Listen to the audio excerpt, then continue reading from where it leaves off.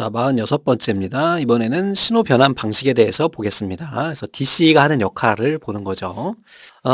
이제 신호 변환 방식에는 우선은 첫 번째로 아날로그 데이터를 아날로그로 변조하는 이러한 방식이 나오게 되는데, 여기에는 세 가지가 있어요. 우선은 AM이라고 하는 Amplitude Modulation이라고 하는 진폭을 변조하는 겁니다. 그래서 어떤 형태가 되냐면, 이렇게 파형이 있으면 이렇게 가다가 이렇게 높아진다거나 이런 거를 우리 진폭 변조라고 하고요. 자, 그다음에 주파수 변조라고 하는 건 어떤 거냐면 맨 처음에는 이렇게 느긋이 가다가 막 이렇게 빨리 간다든지 이런 걸 이야기를 합니다. 자, 다음에는 이번에는 위상 변조예요. 자, 위상이라고 하는 거는 각도를 의미하거든요. 그래서 예를 들면은 여기서부터 여기까지가 180도고 이렇게 하면 360도거든요. 근데 처음에는 이렇게 했지만 얘를 반대 방향으로 이렇게도 갈 수 있잖아요. 요게 이제 위상 변조가 됩니다. 다음에 아날로그 신호의 구성 요소는 우선은 진폭이나 주파수 위상, 좀 전에 말씀드린 것처럼 시간에 따른 값의 변화량 중에서 가장 높은 값과 낮은 값의 차이, 요거 낮은 값과 높은 값의 차이를 이야기하고, 자, 주파수는 1초간 몇 번의 진폭이 발생하는지, 이렇게 가다가 막 움직인다거나, 위상은 신호 간의 시작 시간 차를 의미한다. 그래서 여기에 시작 시간이 결국은 요게 각도가 되거든요. 그래서 요 차이를 이용을 해서 위상 변조를 할 수 있다라는 거, AM, FM, PM 모두 다 기억하시기 바랍니다. 자, 아날로그 데이터를 디지털 신호로 바꾸는 거 우리 뭐라 그랬죠? 예, 코덱이라고 그랬죠. 그래서 코더, 디코더의 합성어고요. 아날로그 데이터를 디지털 회선을 통해서 전송하기 위해서 사용하고 대표적으로 이제 PCM 방식을 씁니다. 이게 여러분들 컴퓨터에 마이크로 녹음을 하잖아요. 웨이브 파일로 저장이 되잖아요. 이게 PCM 방식으로 저장이 되는 겁니다. 다음에 디지털 데이터를 아날로그로 변환하는 것은 우리 모뎀이라 그랬죠. 컴퓨터의 데이터를 아날로그 회선으로 보내주는 그러한 역할을 하게 됩니다. 그래서 여기에서는 어떤 방식을 쓰게 되냐면 진폭 편의 변조, ASK, 그 다음에 주파수 편의 변조, FSK, 위상 편의 변조, PSK, 이런 애들을 쓰게 돼요. 그래서 진폭 편의 변조 같은 경우에는 0과 1을 서로 다른 진폭의 신호로 변조하는 거고, 주파수는 0과 1에 따라 주파수 변화를 변조시키는 거예요. 디지털 신호인 0, 1을 얘네를 다른 진폭으로 바꾸는 거죠. 그러니까 예를 들면 이렇게 했으면 이렇게 돼 있다 그러면 진폭이다 그러면 얘가 0이다 그랬을 때는 한 이 정도, 1이다 그럴 땐 이 정도 어떤 값을 주는 거죠. 다음에 주파수도 마찬가지로 0일 때는 이 정도 완만하게 가고 1일 때는 뭐 이렇게 2배 정도 빨리 간다든지 하고요.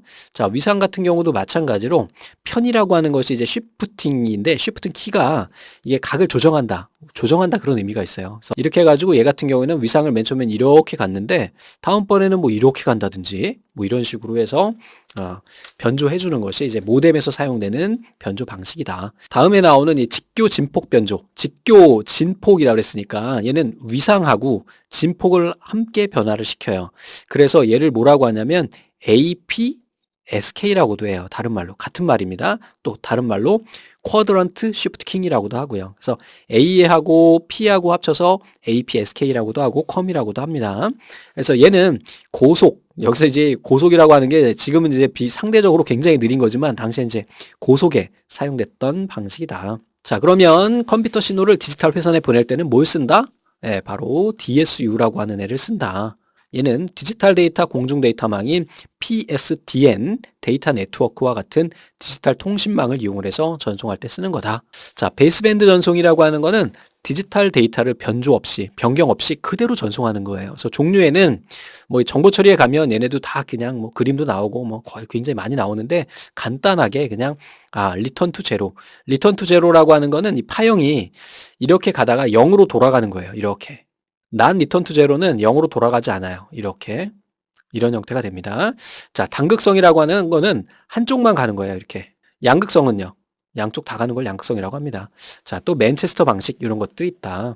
간단히 정리해 두시고요. 자, 이번에는 그러면 우리 앞에서 배웠던 뭐였습니까?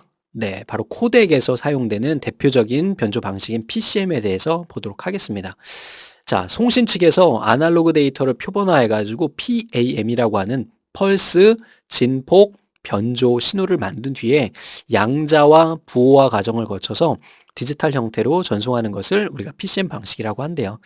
그래서 얘를 또 지금 간단하게만 여기 써 있는데 예를 들어서 이제 아날로그 신호를 우리가 디지털로 바꾸잖아요. 그러면 맨 처음에 뭐를 하는 거냐면 이렇게 파형이 있으면 얘네를 표본화를 하게 됩니다. 표본화라고 하는 거는 일정한 시간 간격으로 이렇게 간격으로 그 값들을 그 해당하는 그 시간대의 값들을 측정을 해요. 이게 표본화예요. 그래서 여기에는 얘가 뭐 3이다. 얘는 3.5다. 요 위치에는 4다. 요 위치에는 3이다. 이 위치는 뭐 여기는 마이너스 3이다. 뭐 여기는 마이너스 마이너스 여기로 보자. 마이너스 1.2다. 뭐 이런 식으로 해서 값들을 표본화하게 되거든요. 얘를 우리가 표본화라고 이야기합니다. 그래서 어떤 신호 F를 가지는 최고의 주파수가 2배 이상으로 이 주파수의 2배 이상으로 얘네를 이렇게 잘라가지고 그 신호를 얻게 되면 표본화하게 되면 모든 정보를 포함할 수 있다고 하는 나이퀴스트라고 하는 형님이 만든 이론이 있어요. 그래서 표본화 횟수라고 하는 거는 여기에 있는 요걸 표본화하는 거거든요. 이렇게 쪼개는 거를. 그래서 이 표본화 횟수는 최고 주파수의 2배 정도를 가지고 가면 되고 표본화 간격은 이 표본화 횟수분의 1 하면 표본화 간격이 나오게 됩니다. 뭐 정보 처리에는 이거 계산하는 문제도 나오는데 아마 여기도 나오지 않나 싶은데. 자, 그다음에 이제 양자화라고 하는 거는 여기에 있는 이 값들을 양으로 표시하는 거예요. 그래서 아까 여기 보면 3, 그리고 얘네를 모두 다 정수로 표현합니다. 지금 여기 뭐 실수로도 표현되어 있는데 3, 2, 3, 뭐 마이너스 1, 마이너스 2 이런 식으로 양으로 표현하는 것을 우리가 펄스 진폭 변조 신호로 평준화하는 바로 이렇게 정수화하는 것을 양자화라고 하고요. 그 다음에 이번에 이제 부호화는 이게 3이잖아요. 그럼 이진수로 변경하면 돼요. 뭐 4비트로 변경한다 그러면 3100 이렇게.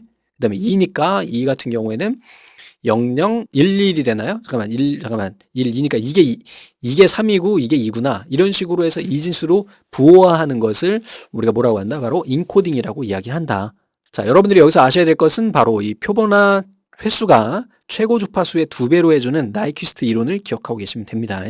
그리고 표본화 간격은 표본화 횟수분의 1 이렇게 하면 나와요. 자, 코덱 뭐예요? 예, 아날로그 형태를 디지털 형태로 바꾸는 거고 펄스 부호 방식을 이용한다 그랬고요. 자, 펄스 부호 방식에서 연속 레벨 변조 방식이 있습니다. 그래서 팸, 펄스 진폭 변조 좀 전에 봤죠?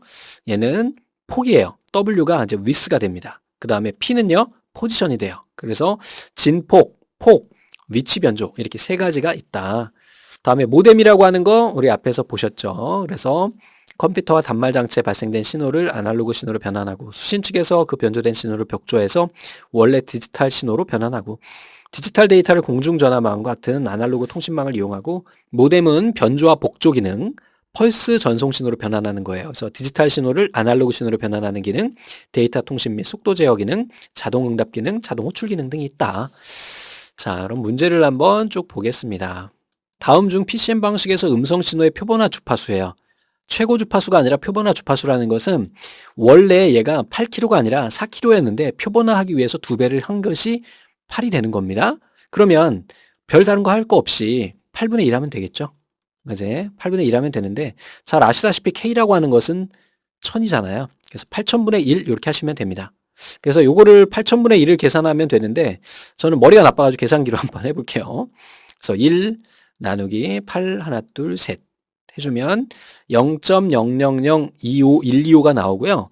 여기에서 이제 마이크로세크라고 그랬으니까 여기 보시면 하나, 둘, 셋, 넷, 다섯, 여섯, 10의 마이너스 6승 맞죠? 그래서 125 마이크로세크가 나오게 됩니다.